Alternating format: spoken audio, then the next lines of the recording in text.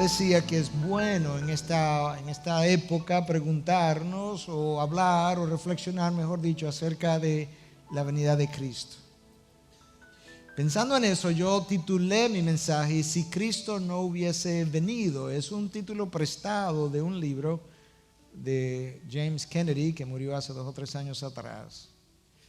Y realmente el tema de su libro es más bien aplicado a las naciones.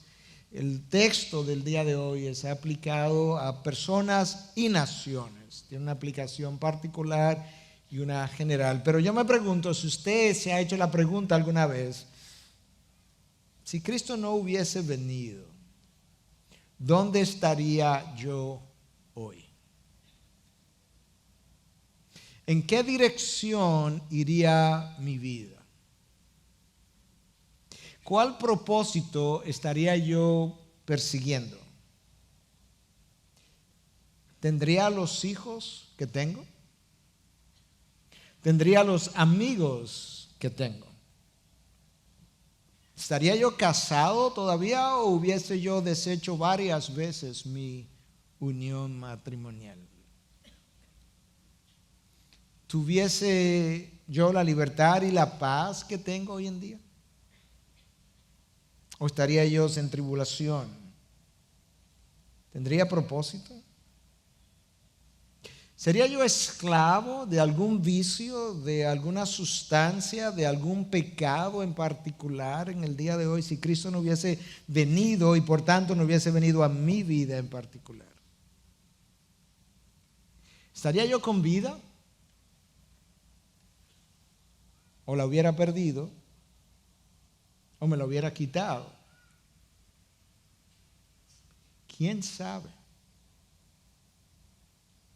¿Quién sabe dónde tú y yo estaríamos de Cristo no haber venido cuando vino a revelar el camino, la verdad y la vida?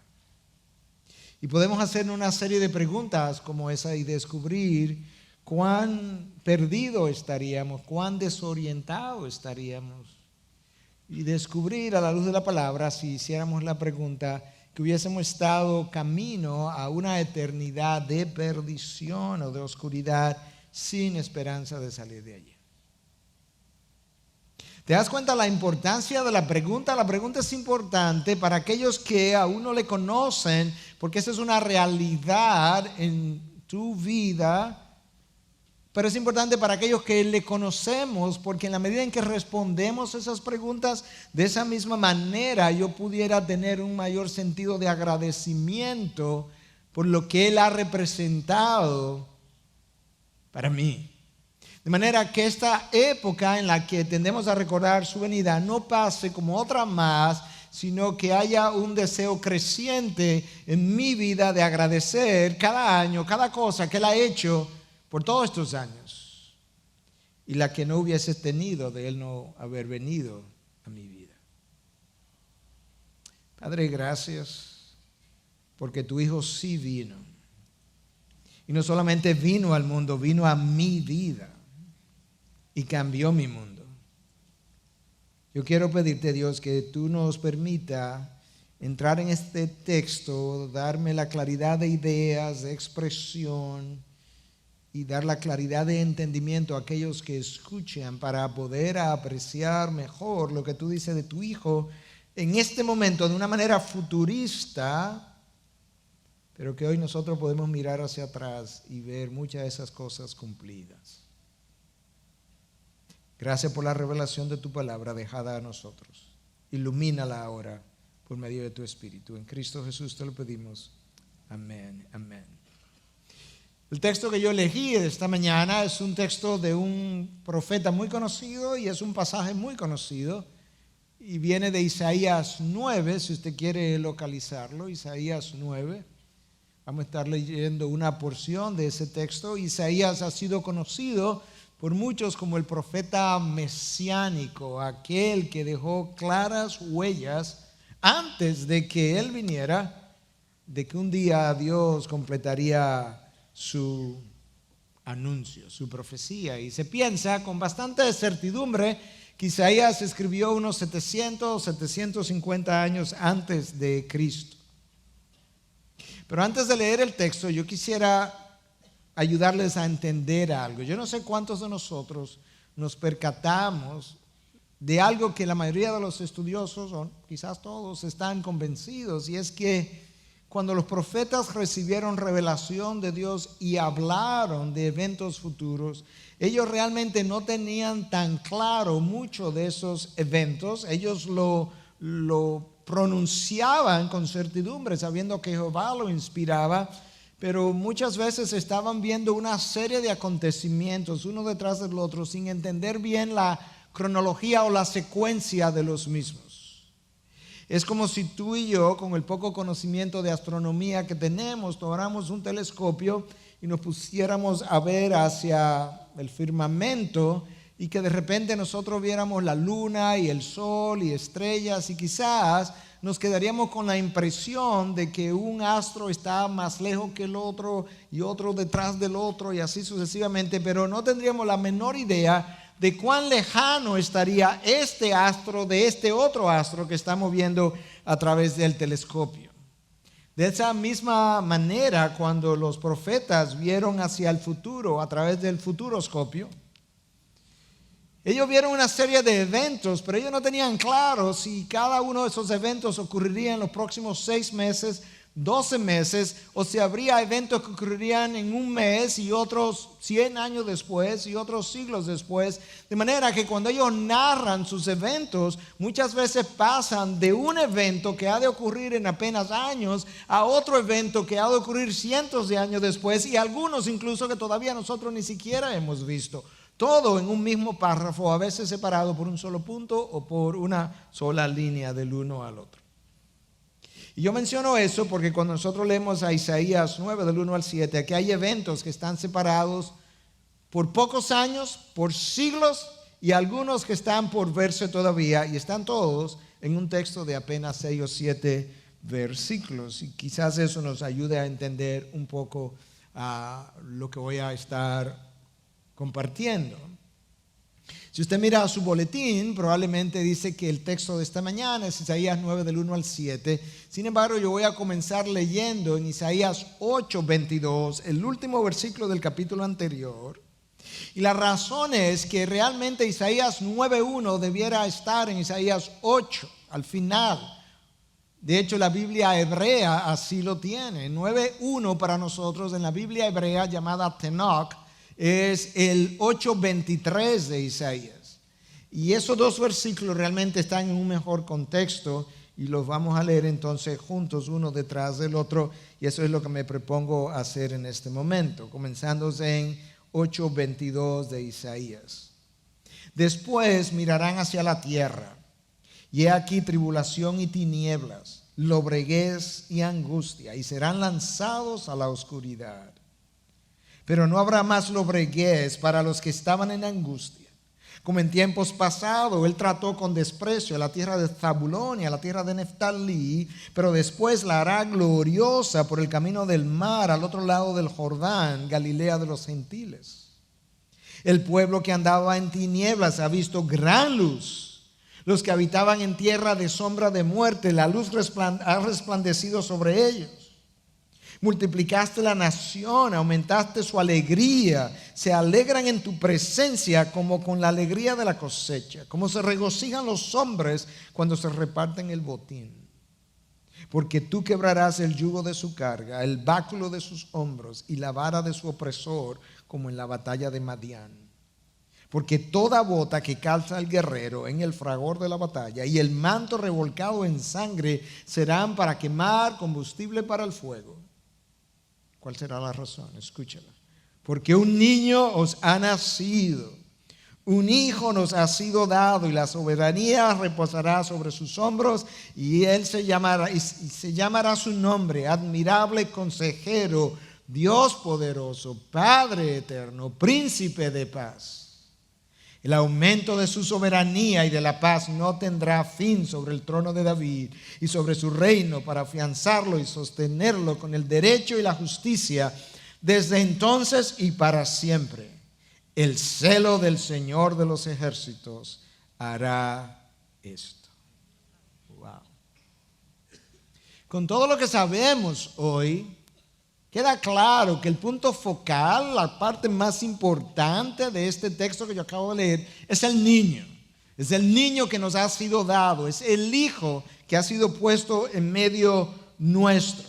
Eso no estaba tan claro en aquel momento, pero es claro hoy en día. Sin embargo, Dios ha querido traer el anuncio de ese hijo después de anunciar una serie de circunstancias que suenan a lobreguez y a tribulación y angustia y dolor, para que nosotros podamos entender mejor el trasfondo de esa nación hebrea que lo iba a recibir en un futuro y para qué se supone que ese Mesías viniera, en medio de qué circunstancias se supone que él llegaría y qué él estaría supuesto a hacer para ellos y para nosotros, como extensión a las naciones.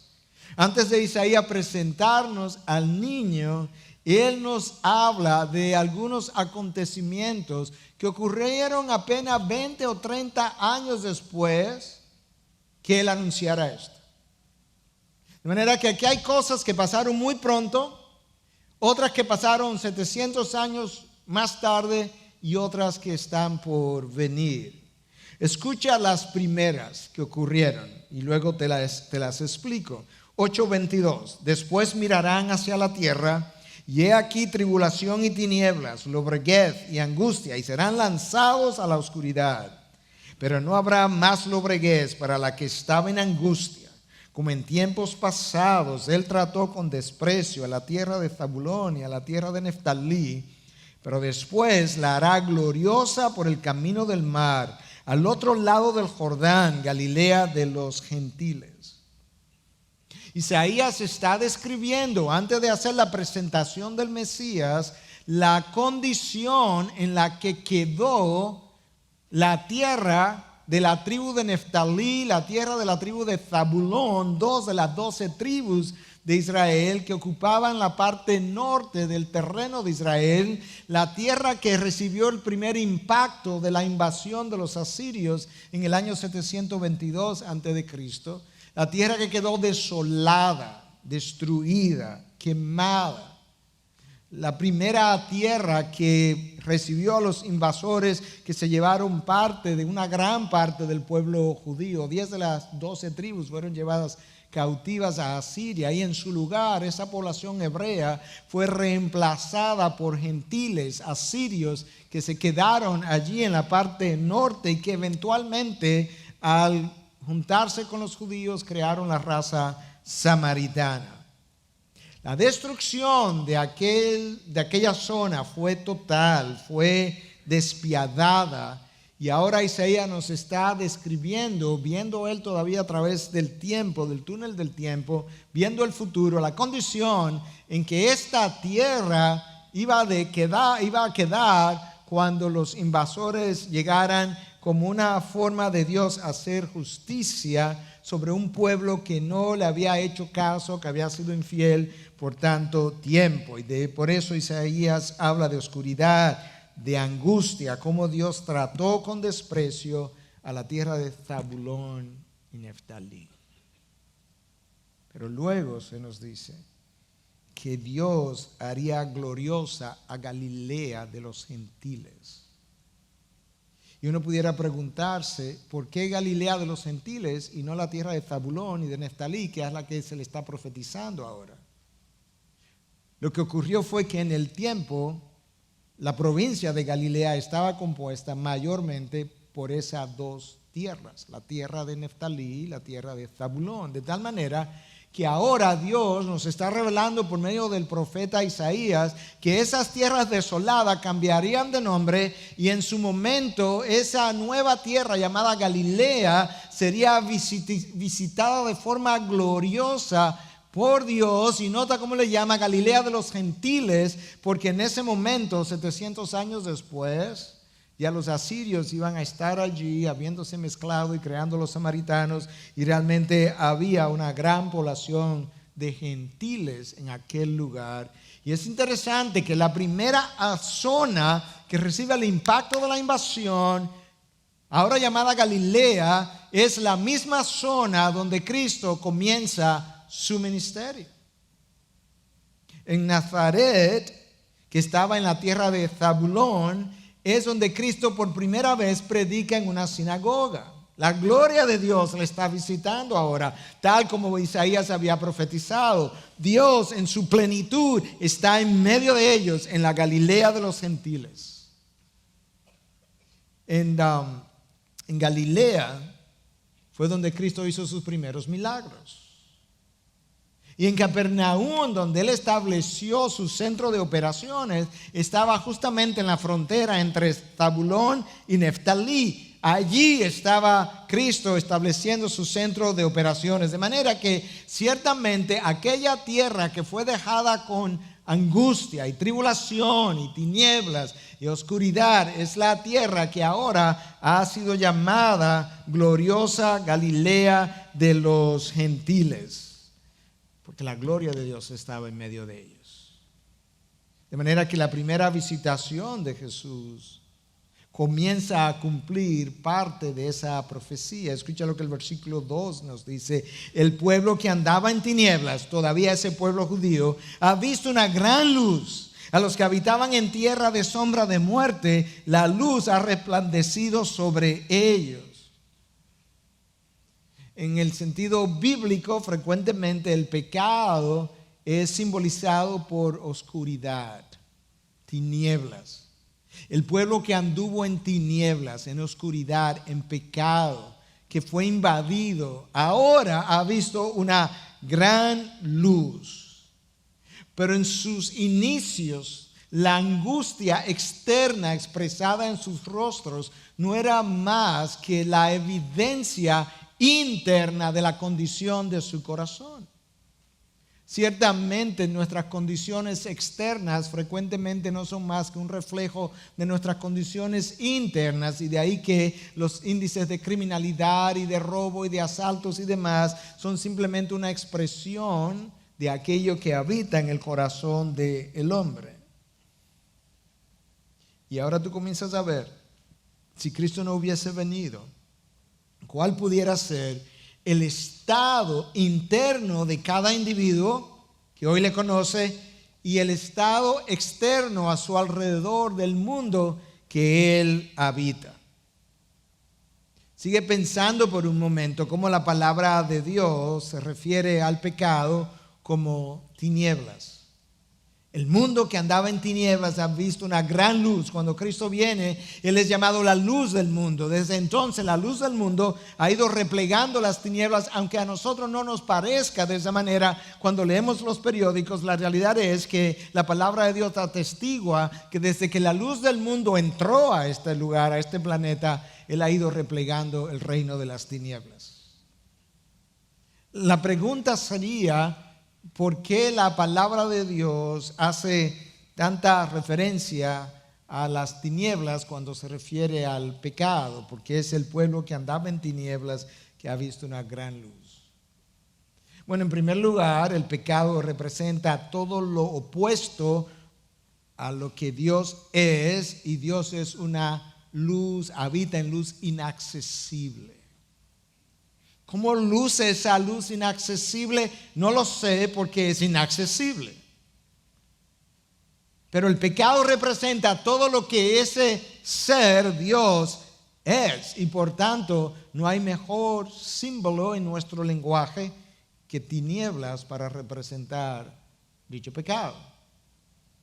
En segundo lugar, si piensas en Dios como la fuente de luz, en la medida en que te alejas de la fuente de luz, tú comienzas a estar en penumbras y eventualmente en tinieblas o una densa oscuridad, y eso es exactamente como luce el mundo interior y el mundo exterior del hombre que ha comenzado a alejarse de Dios.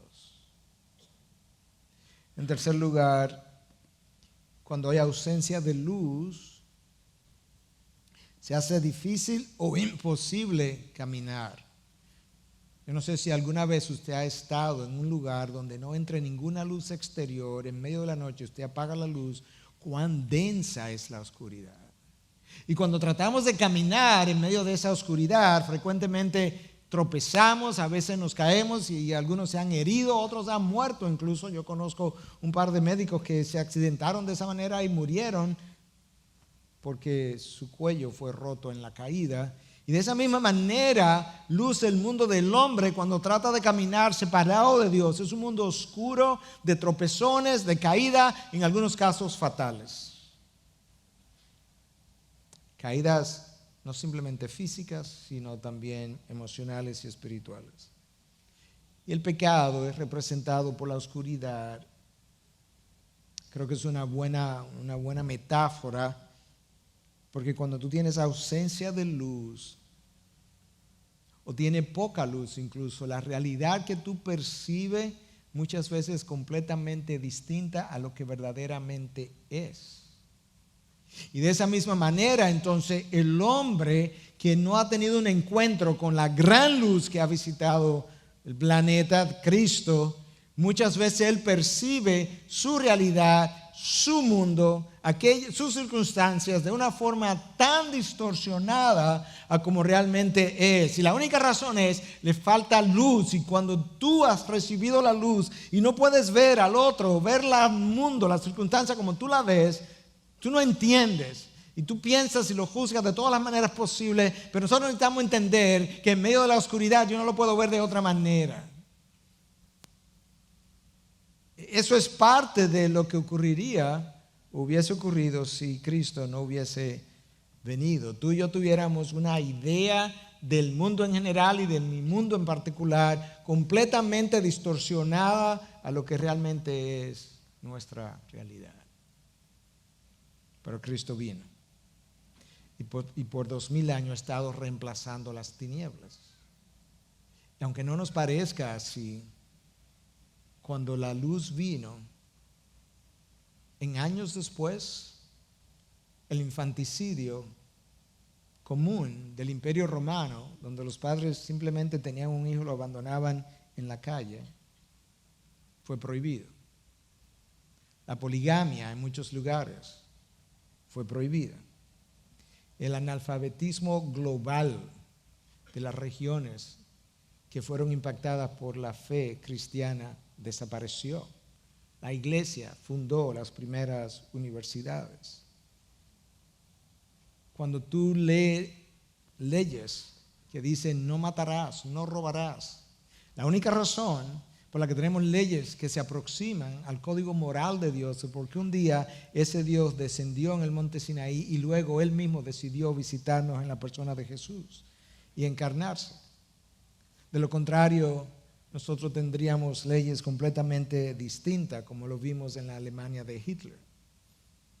La razón por la que en la China todavía en el día de hoy el infanticidio, el abandono de niños en las calles es permitido, es porque esas regiones no han recibido la visitación de Cristo. La razón por la que el aborto ha comenzado a ganar terreno en los terrenos que sí fueron visitados por la gran luz es porque después de su visitación esas mismas regiones han querido sacar la luz de su lugar y la oscuridad ha comenzado a imperar de nuevo, y en medio de esa oscuridad el aborto ha comenzado a reinar y con él múltiples otras causas similares o consecuencias similares. Eso sería del mundo y está siendo del mundo cuando no reconoce que Cristo ha venido. Pero Dios prometió a la nación de Israel que la tierra de Neftalí, la tierra de Zabulón, posteriormente llamado Galilea de los Gentiles, recibiría una visitación gloriosa, y la recibió en la primera venida de Cristo. Y de esa área y de ese momento dice la tierra que habitaba en tierra de sombra de muerte. Yo creo que es una buena frase, medio poética si tú quieres, para expresar nuestra realidad interior. Escucha otra vez: el pueblo que habitaba en tierra de sombra de muerte. Sombra de muerte, ¿qué es eso?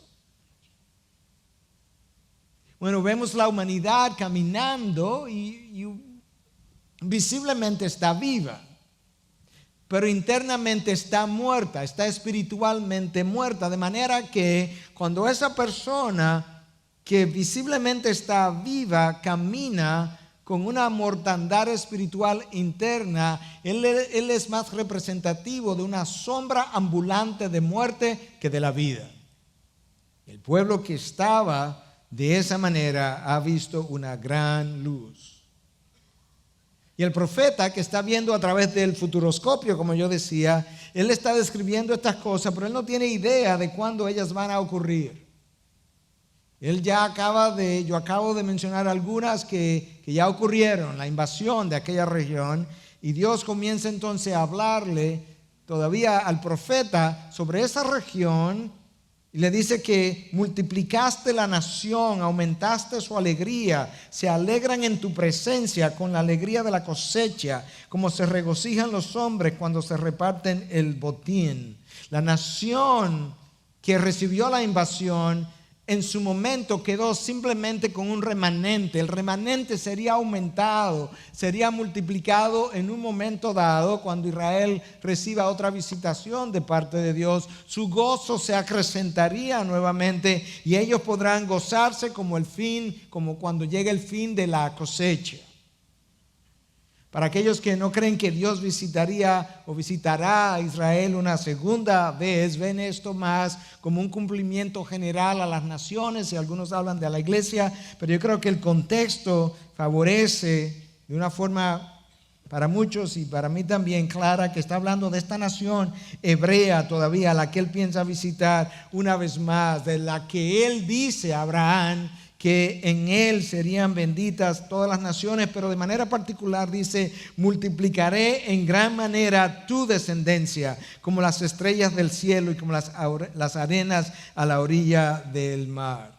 Está hablando de una paz que todavía es futura para la nación de Israel. Es una paz que el Mesías vendría a traer, que finalmente la libraría del yugo, de la esclavitud a la cual el pueblo hebreo ha estado sometido por tantos años. En la época de los jueces, 350 años de esclavitud intermitente. En la época de Asiria, del imperio asirio, la invasión del reino del norte. Luego la invasión del reino del sur por parte de Babilonia. Luego el imperio de Grecia. Luego el imperio romano en los tiempos de Cristo. Todo ese tiempo bajo esclavitud, finalmente expulsado, esparcido a los cuatro vientos. Allí fueron perseguidos, fueron buscados. Y el holocausto de Hitler es una evidencia de cómo ese pueblo no ha tenido paz, no ha tenido tranquilidad, no ha tenido sosiego. Pero Dios dice en su palabra que Él los traería y le diría al norte que los entregue, y lo traería de todas las partes y los reuniría. Y entendemos que lo ha estado haciendo. Y de esa tierra entonces está Dios profetizando que aumentaría el número de ellos, aumentaría su gozo en un momento dado. Escucha el porqué, versículo 4: porque tú quebrarás el yugo de su carga. ¿Cuál yugo? El que yo te acabo de describir a través de los años. El báculo de sus hombros y la vara de su opresor, como en la batalla de Madián. La batalla de Madián fue aquella gran batalla que Gedeón libró cuando tenía 30,000 hombres, y Dios le dice: esos son demasiados soldados para yo ir a la batalla. Él lo redujo a 3,000, todavía tienes demasiado. Cuando lo redujo a 300, él dijo: ese es el número exacto, de tal manera que tú puedas estar en la minoría y ganar la batalla, para que cuando todo sea dicho y hecho quede claro de quién fue la victoria. Y como en la batalla de Madián, Dios dice: entonces una vez más llegará el momento en que yo volveré a defender esta tierra, y entonces habrá victoria para ellos. Porque toda bota que calza el guerrero, versículo 5, en el fragor de la batalla, y el manto revolcado en sangre serán para quemar combustible para el fuego. ¿De qué está hablando? Cuando esto otro ocurra, la paz traída por el Mesías será tal que todo guerrero podrá quitarse su bota y quemarla, porque ya no habrá más conflicto. El manto de guerra lo podrá tirar al fuego, porque ya no habrá más conflicto. Sería la institución, la creación de un gobierno de paz permanente, que no solamente le traería paz a la nación hebrea, pero le traería paz permanente al resto de la humanidad al mismo tiempo. Pero todo eso La multiplicación de la nación de la cual acabo de hablar, del remanente de Israel, el gozo de la nación, el gozo de las naciones, el cese de la esclavitud sobre los hebreos y el cese de la hostilidad mundial presupone la llegada de alguien que traería esas condiciones, y esa es la razón por la que el profeta Isaías, o Dios hablando por medio de él, antes de anunciar la entrada, la llegada del niño, del hijo, él habla acerca de todas estas condiciones para que nosotros podamos entender mejor el rol, el papel, la importancia, la meta de este Mesías que habría de venir. Y ahora entonces yo puedo ver por qué habrá una paz interminable, por qué cambiarán las condiciones, por qué la lobreguez y la angustia y la tribulación de que se habló al principio desaparecería. Versículo 6, porque un niño nos ha nacido, un hijo nos ha sido dado, y la soberanía reposará sobre sus hombros, y se llamará su nombre, Admirable Consejero, Dios poderoso, Padre eterno, Príncipe de paz. El aumento de su soberanía y de la paz no tendrá fin sobre el trono de David y sobre su reino, para afianzarlo y sostenerlo con el derecho y la justicia desde entonces y para siempre. El celo del Señor de los ejércitos hará esto. El profeta anuncia: en tiempo pasado un niño nos ha nacido. ¿Cómo que nos ha nacido si faltan 700 años todavía?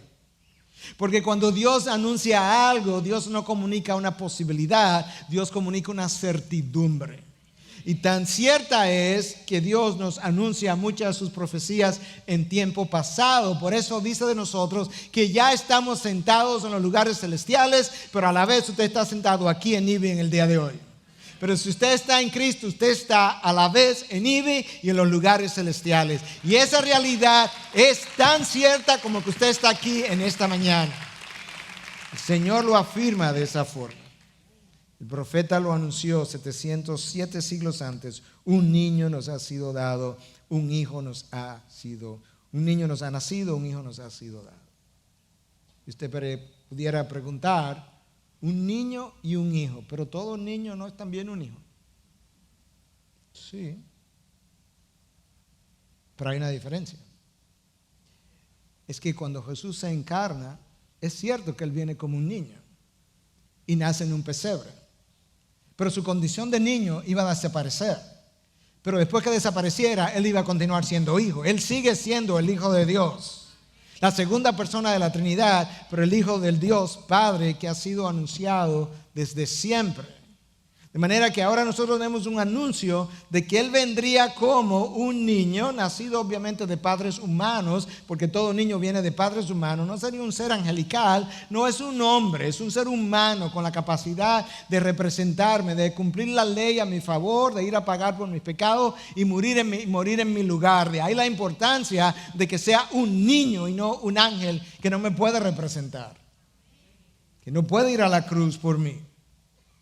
Y es importante que yo reconozca y recuerde que el niño Jesús no es un niño, que tenemos que dejar de celebrarle el cumpleaños al niño Jesús con un bizcocho todos los diciembre, como algunos hacen, porque Él no es un niño. Él es el Rey de Reyes, el Señor de Señores, el Juez del universo, el que venció la muerte, venció el pecado, abrió la tumba, ascendió a los cielos y se sentó a la derecha del Padre, desde donde gobierna toda vida, toda nación, todo ser humano y todo acontecimiento. Vaya niño. Es un Señor y Rey del universo.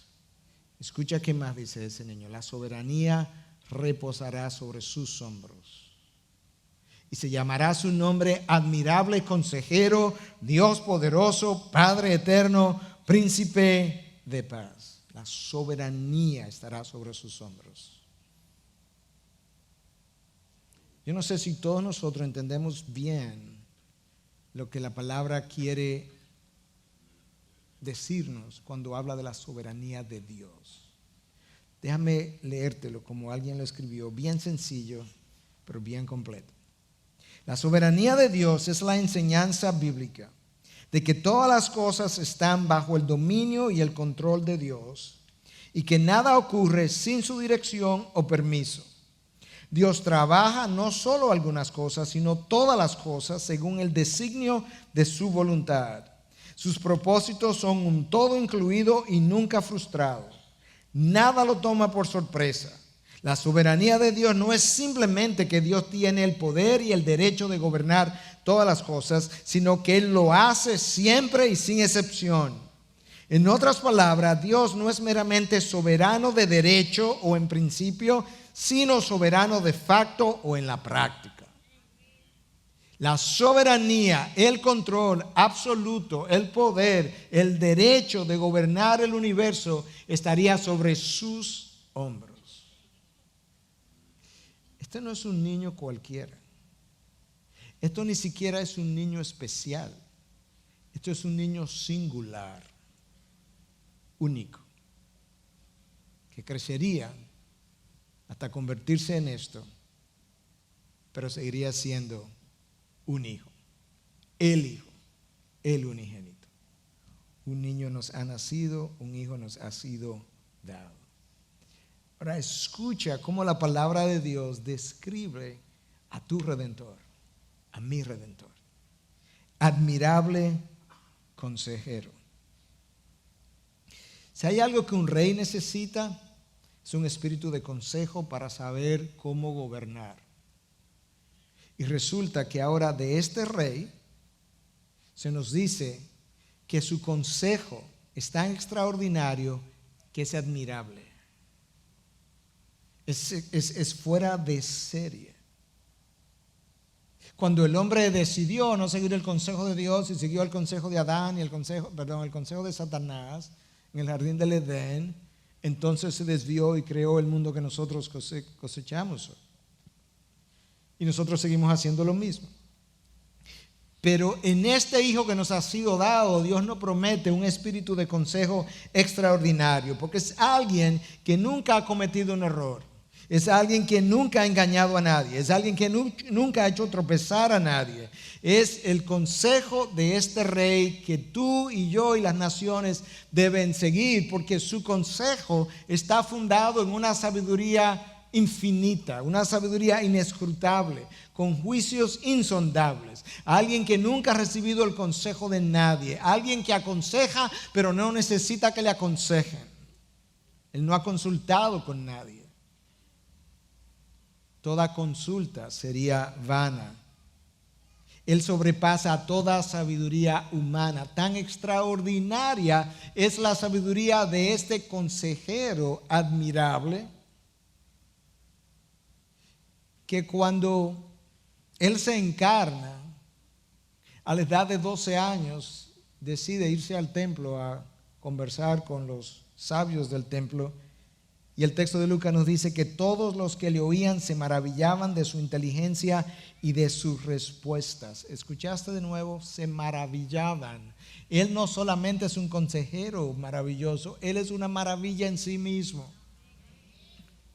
La traducción al inglés se llama a Wonderful Counselor. Y el comentario quizá más conocido del libro de Isaías, de 3 volúmenes, Edward Young, dice que Él no solamente entonces era un consejero maravilloso, Wonderful Counselor, sino que Él es una maravilla en sí. Es una maravilla su poder, es una maravilla su ser, su esencia, su santidad. Cuando se encarnó fue una maravilla su humildad, su servicio, su mansedumbre, su sencillez. Antes, durante y después de su encarnación, su compasión, su misericordia para con el pecador han sido admirables también. Admirable es su consejo. ¿Necesitas consejo? Ve donde Él. ¿Estás perdido? Ve donde Él. ¿Estás confundido? Vuelve a Él. ¿Estás perdido? ¿Perdiste el camino? Él tiene la sapiencia para decirte cómo debes salir y por dónde debes continuar. Él es admirable en su persona y Él es admirable en su consejo. De hecho, en el libro de Jueces, capítulo 13, cuando el ángel del Señor se le aparece a Manoa y Manoa decide hacer un sacrificio y adorarle, el ángel del Señor representaba nada más y nada menos que una presencia preencarnada a la persona de Jesús. Manoa le dice, ¿cuál es tu nombre? Y él le dice, ¿por qué preguntas mi nombre si es admirable? Y Isaías viene más tarde y dice que él se llama admirable consejero, misma persona. Y no solamente es admirable consejero, sino que es Dios poderoso, el Gibor. Sería en el hebreo, el Dios literalmente traducido, el Dios que es un guerrero, el Dios que es un héroe, pero los lingüistas han preferido traducirlo como el Dios poderoso.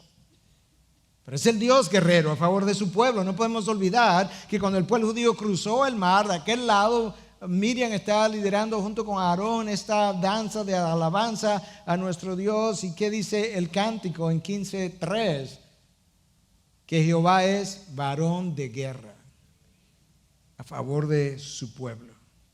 Algo que Jeremías confirma cuando Isaías le llama a Dios poderoso. Jeremías dice, así es, en 32:17, Señor Dios, he aquí tú hiciste los cielos y la tierra con tu gran poder y con tu brazo extendido. Nada es imposible para ti, absolutamente nada. Su sabiduría lo puede entender todo y su poder lo puede causar todo, de manera que nada le es imposible. Nada le es ni siquiera difícil. Nosotros estamos muy dados a creer que Dios hace cosas pequeñas. Se le quitó la fiebre, gracias a Dios, pero si es un cáncer, bueno, que no es fácil un cáncer. Como si Dios tuviera cosas difíciles para Él realizar. No, Él es el Dios poderoso, el Gibor. Y no solamente Él es un consejero admirable, no solamente es el Dios poderoso, Él es el Padre eterno. Y alguien pudiera decir, pero un momento, Él no era hace un rato el Hijo y ahora es el Padre. ¿Cómo es eso? Bueno, la palabra de Dios no nos está diciendo que el Padre y el Hijo son la misma persona, como dicen algunas herejías que andan por ahí. El modalismo habla de eso. No. Hay una Trinidad claramente revelada en la palabra. El modalismo habla de que Dios es una sola persona y que en la cruz Él era el Hijo y que el Hijo del Espíritu Santo era el mismo Padre, pero que se manifestó como Espíritu Santo en Pentecostés y así sucesivamente. No, de eso no es que está hablando Isaías. Isaías lo que nos está diciendo en esencia es, ustedes han sido engendrados ahora por mi Espíritu, y el trato que el consejero admirable le va a dar es el trato de un padre. De la misma manera que un padre aconseja, Él le aconsejará. De la misma manera que un padre alimenta, Él le alimentará, le cuidará, le guiará, le perdonará, proveerá, protegerá, preverá, sanará, velará por ustedes. Igual que un padre. En la esencia, el Hijo y el Padre son uno en la esencia.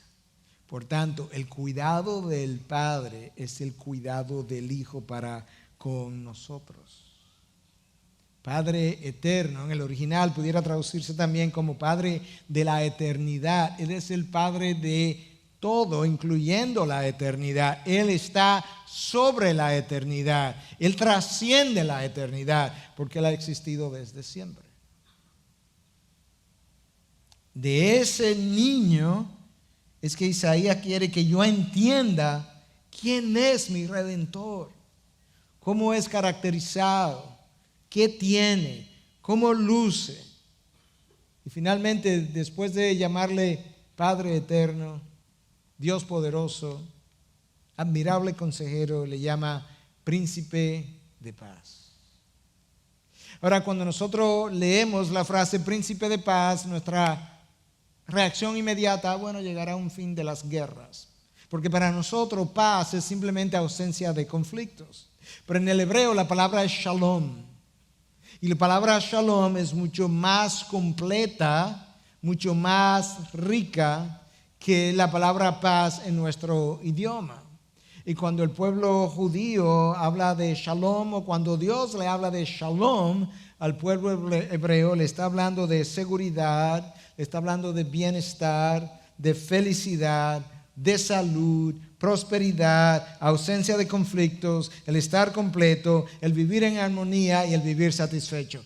Y de eso es que Él es príncipe. Él es el príncipe de todas y cada una de esas condiciones. De mi felicidad, de mi prosperidad, de mi salud, de mi bienestar, de todo lo que nosotros pudiéramos anhelar. Él es el príncipe de Shalom.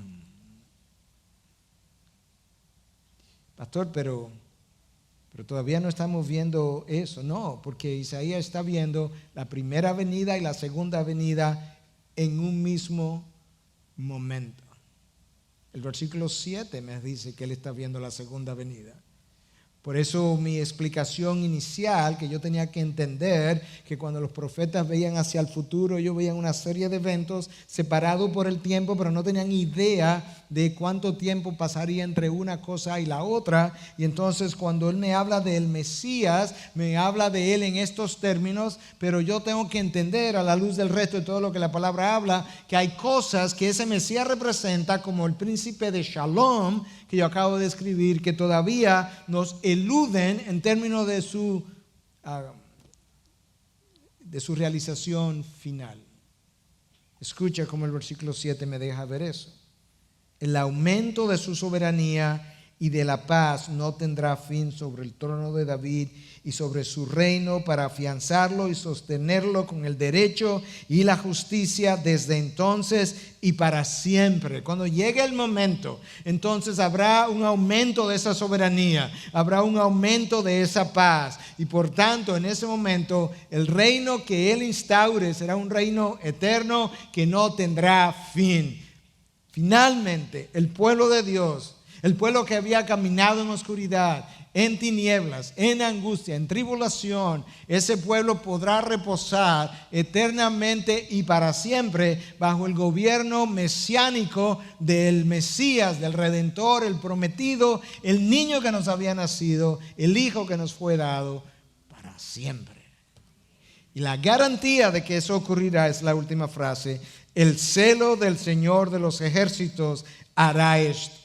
Hay un celo santo en el interior de nuestro Dios por su pueblo, que hace que Él mueva cielo y tierra para garantizar el cumplimiento de sus promesas, de tal forma que sea todo hombre mentiroso, pero Dios continúe siendo veraz al cumplir aquello que Él ha anunciado. Lo hace por amor a sí mismo, lo hace por amor a su propia gloria, pero lo hace también por amor a su pueblo. Mío eres, leíamos al principio. Para mí te formé, para mí te llamé. Con amor eterno te he amado, dice Dios a través del profeta. Eso es lo que celebramos en este tiempo. Es la entrada, la llegada de un hijo que ha venido para reemplazar de tu interior y de mi interior las condiciones de angustia, tribulación y oscuridad característica de el hombre caído.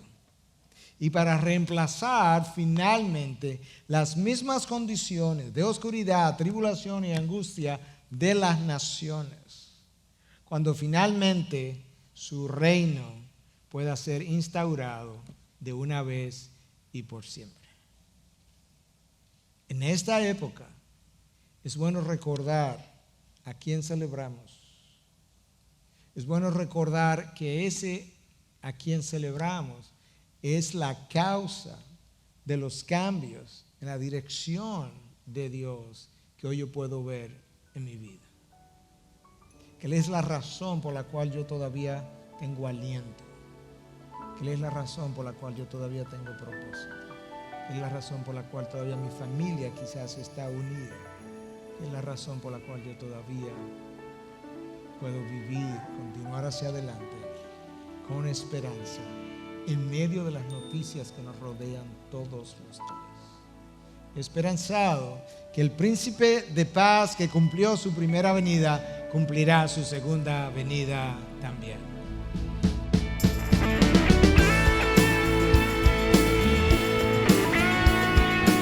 Esta es una producción que llega hasta ustedes gracias a los aportes de individuos y empresas comprometidos con la defensa de la fe. Para más información, preguntas y comentarios, visite nuestra página de internet www.integridadisabiduría.org. En esta página encontrará información sobre la producción de este y otros recursos que ponemos a su disposición, como también las formas en las que usted puede contribuir con la producción de programas como estos. Les invitamos nuevamente a visitar nuestra página de internet www.integridadisabiduría.org. Será hasta la próxima, cuando nos reencontremos en su palabra.